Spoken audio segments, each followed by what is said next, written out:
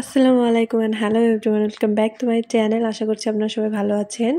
আজকে বানাচ্ছি লাচ্চা সেমাই। প্রথমে কড়াইটা বসিয়ে এখন আমি দুধ দিয়ে দিলাম। দুধটা বেশি করেই দিলাম, কারণ লাচ্চা সেমাই দুধটার পরিমাণ একটু বেশি লাগে, কারণ সব দুধ শুষেই নেয়। তারপরে এখন দুধের ভিতরে গরম মশলাগুলো দিয়ে দিলাম। এলাচ নিয়েছি 3-4টা, আর দারচিনি, তেজপাতা এসব কিছু দিয়ে বলক তুলে নিতে হবে। এরপর গুঁড়া দুধ দিয়ে দিচ্ছি। গুঁড়া দুধটা দেওয়ার অবশ্যই চেষ্টা করবেন, তাহলে খেতে অনেক ভালো লাগে।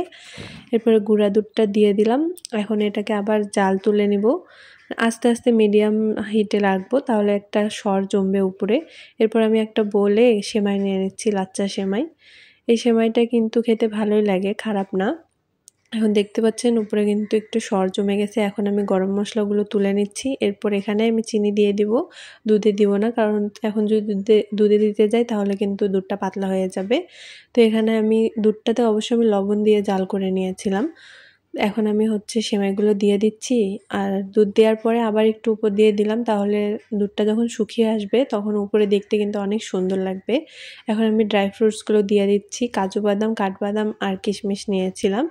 এভাবে পরিবেশন করতে আমার ভালো লাগে। তাহলে আজকে পর্যন্ত, সবাই ভালো থাকবেন। আল্লাহ হাফেজ।